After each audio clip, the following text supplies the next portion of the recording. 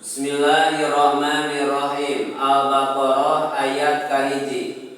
Alif Lam Mim. Ayat kedua. Zalikal kitabu la raiba fihi hudal lil muttaqin. Zalikal kitabu la raiba fihi. Alif Lam Mim. Alif Lam Mim ini termasuk pada bagian ayat mutasyabihat.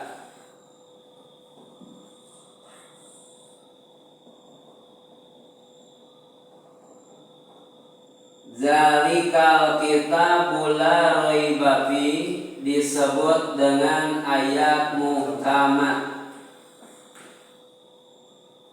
Jadi ayat Al-Quran itu ada yang disebut ayat mutasyabihat dan ada yang disebut dengan ayat muhkamat.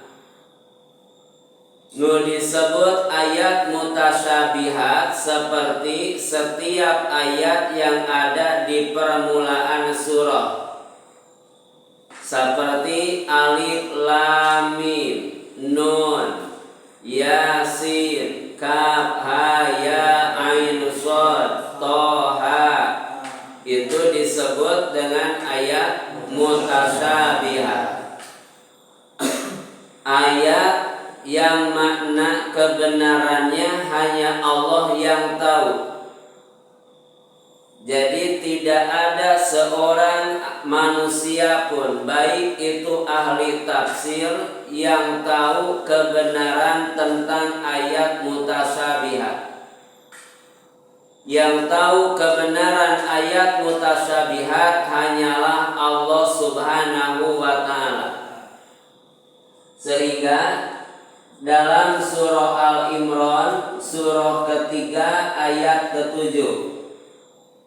Dalam surah Al-Imran ayat ke-7, di sana kita bisa melihat. Coba tingali ayatnya.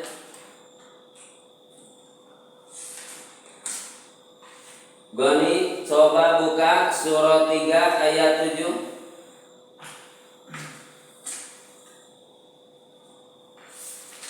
Dalam surah Al-Imran ayat ke-7.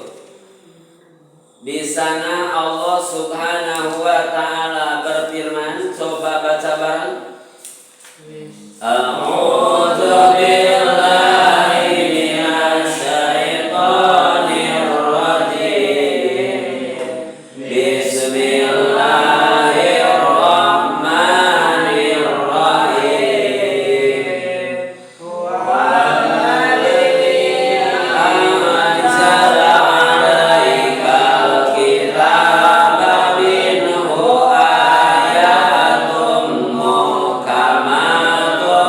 Wa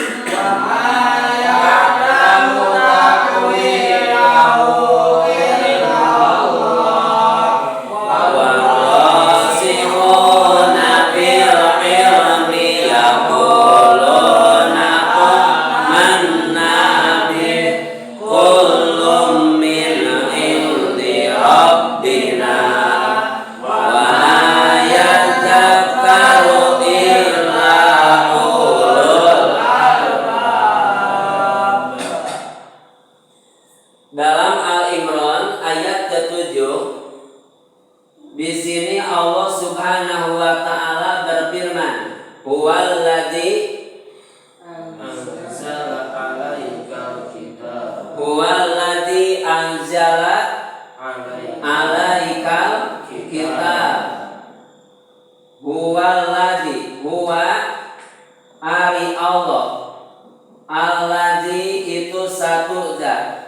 Anzala yang telah menurunkan Allah alaika kepada Muhammad al-kitab kana kitab, yaitu kitab Al-Quran.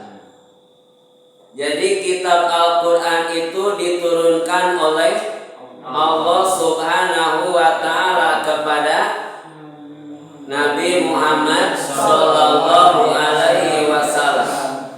Jadi jelas dari ayat ini Al-Quran bukan buatan Nabi Muhammad sallallahu alaihi wasallam, tetapi Al-Quran merupakan wahyu Allah yang diterima oleh Rasulullah sallallahu alaihi wasallam.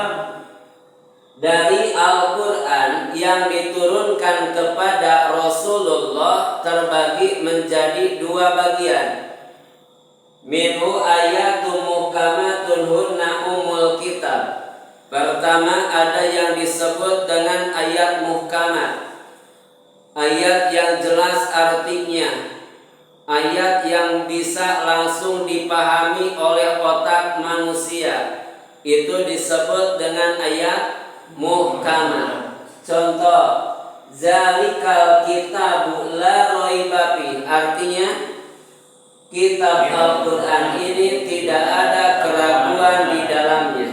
Berarti kita bisa meyakini apapun perintah atau larangan atau ketentuan Allah yang ada di Al-Quran, tidak boleh kita meragukannya, karena itu semua wahyu siapa? Wahyu Allah.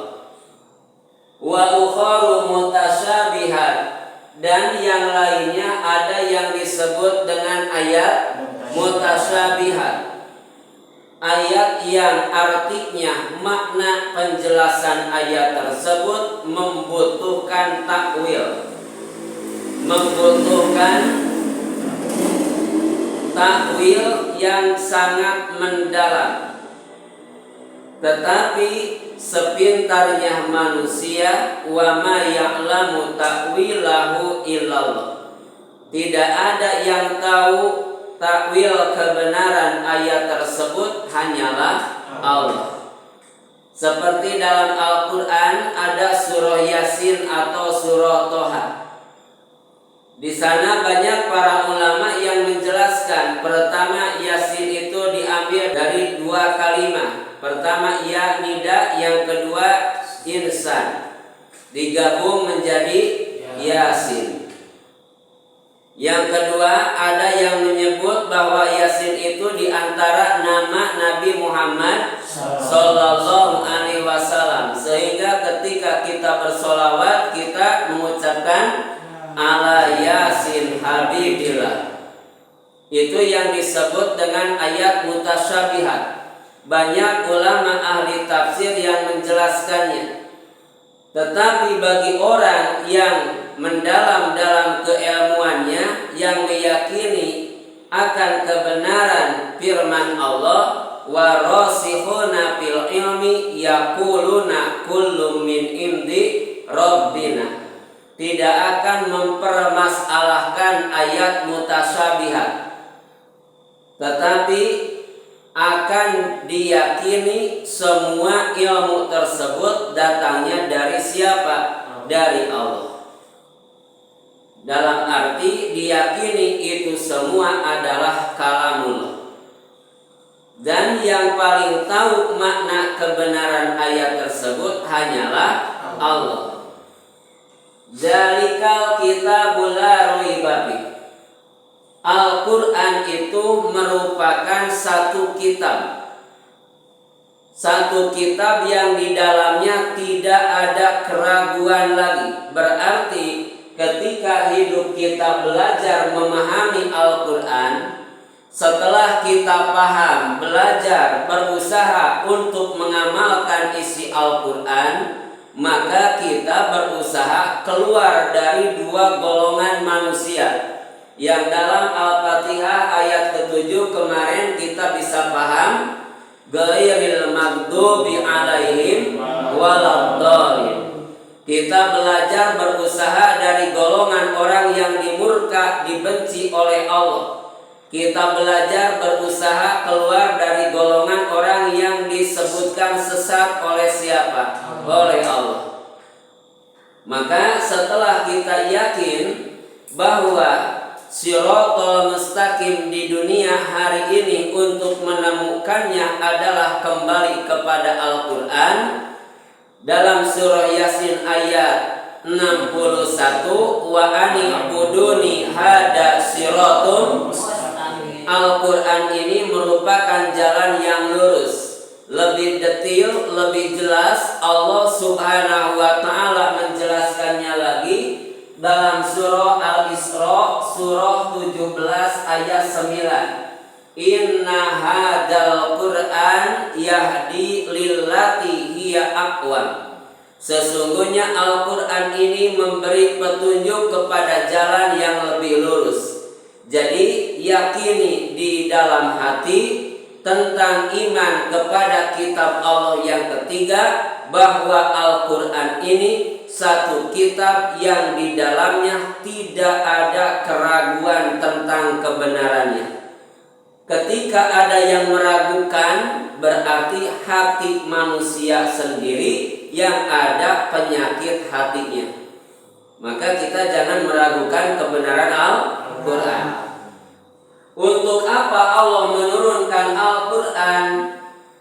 Hudal lil muttaqin. Al-Quran oleh Allah diturunkan kepada Rasulullah merupakan huda, petunjuk.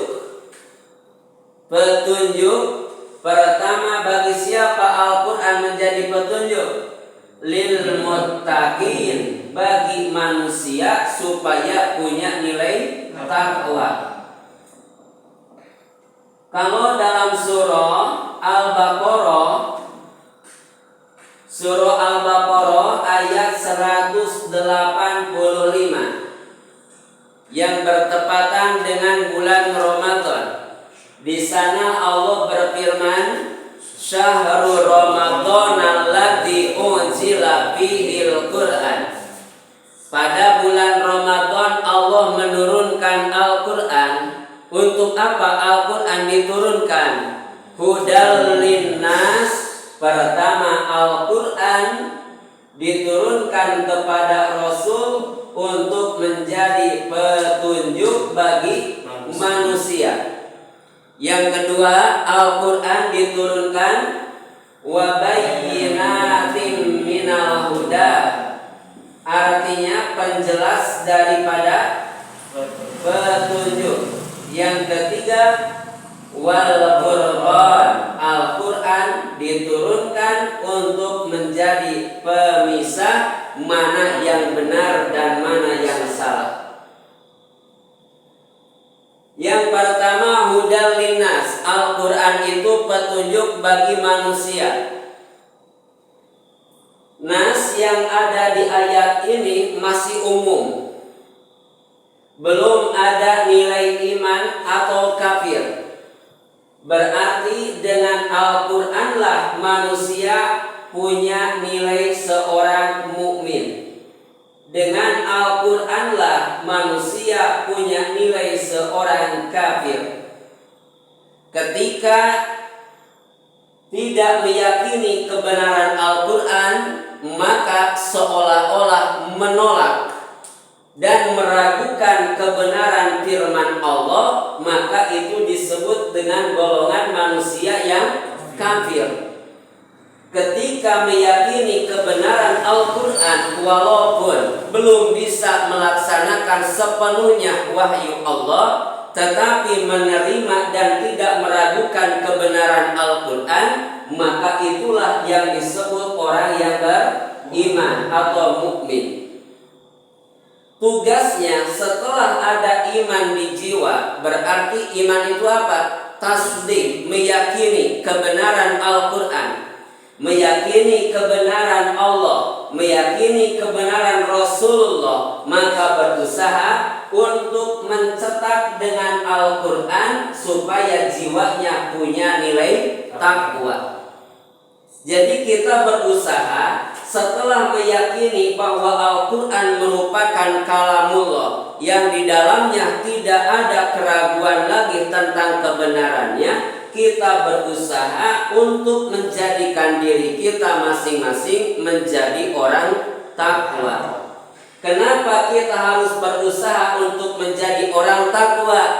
Dikarenakan ketika kita melihat dalam surah Al-Imran ayat 133 yang tadi di awal kita baca ayatnya, wasari'u ila magfiratin mir rabbikum wa jannatin arduha samawati wal ard uiddat lil muttaqin.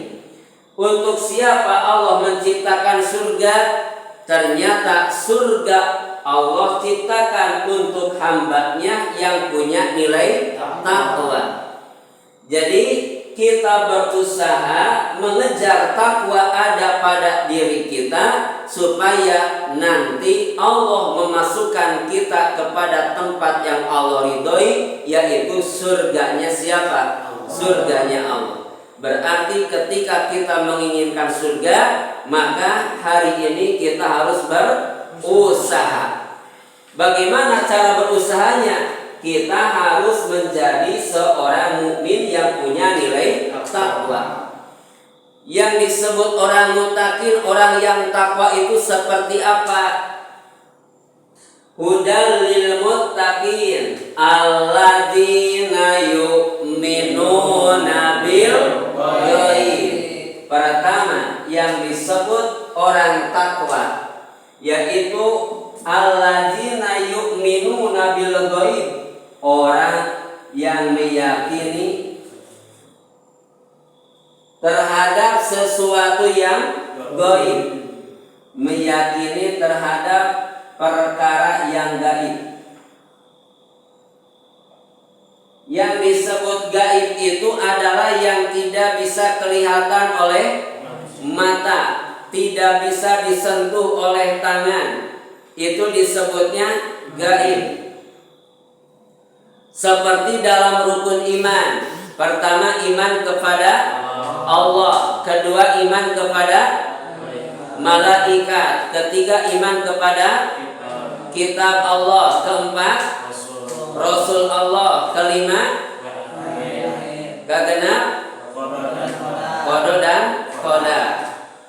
Iman kepada pertama, kedua malaikat, katilu kitab, keempat kelima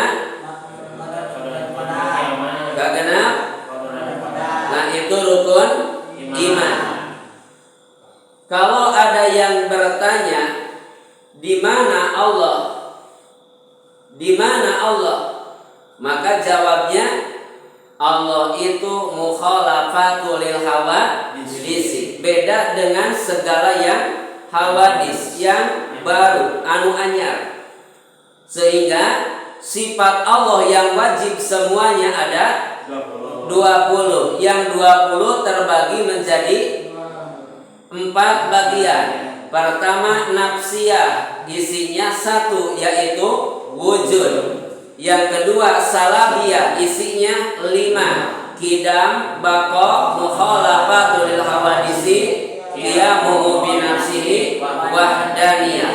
Yang ketiga ma'ani, isinya 7 yaitu qudrah, iradah, ilmu, hayat, sama, basar, kalam. Keempat ma'nawiyah, isinya 7 yaitu kaunuhu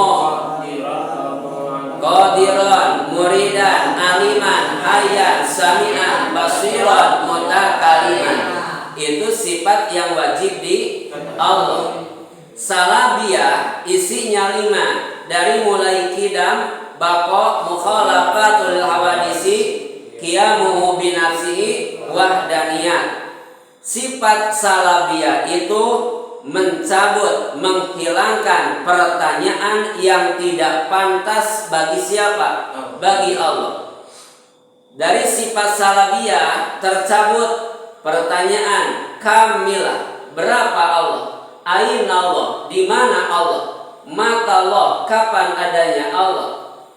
Itu semua pertanyaan tidak ada untuk siapa? Untuk Allah. Jadi kita harus mengenal, meyakini akan adanya Allah, tetapi Allah itu termasuk yang gaib. Dalil naklinya, Kul marobus samawati wal ard. Siapa yang telah menciptakan langit dan bumi? Jawabnya adalah Allah. Dalil aklinya, wujudu hadihil makhlukati. Ayatna ieu sakabe makhluk nandakeun bahwa Allah teh aya. Wujud hidam baqo mukhalafatul lil hawadisi qiyamu bil nafsi wa niyyat qudrat irada ilmu ayat sama basar alam qadiran murida aliman hayyan sami'an basiran mutakalima ayat belangga beda dosa abenu anyar jumenang kalawan datna hiji Allah dina datna hijina sifatna hiji pada melanana sawasa kersa nuninga anu rirutna ngadamun ningali sasaoran bukti kawasa bukti Allah kersa nuninga anu rirutna bukti nu ngadamun nu ningali nu ngadamun jadi sadayana anu wajib doaku. Nah, itu harus kita paham karena ciri orang yang beriman kepada Allah harus tahu sifat yang ada di zat Allah. Bari orang kudu apa? Karena dalil-dalil sifat anu wajib bisaha di Allah. Dari mulai wujud sampai kaunuhu mutakaliman harus paham dengan apanya? Dalilnya. Yu'minuna bil ghaib, meyakini akan adanya perkara gaib. Yang kedua yang gaib itu malaikat, jin, iblis, itu termasuk sesuatu yang gaib. Dan surga neraka pun itu gaib. Tetapi kita bisa meyakini adanya dikarenakan ada iman pada jiwa, sehingga tasdiqun bil qalbi. Yu'minuna bil ghaib. Yang kedua, wa yuqimuna shalah. Ciri orang yang bertakwa itu mendirikan sholat. Insya Allah ayat keduanya, sifat kedua dari orang takwa kita kaji besok. Ayo tulis sholat.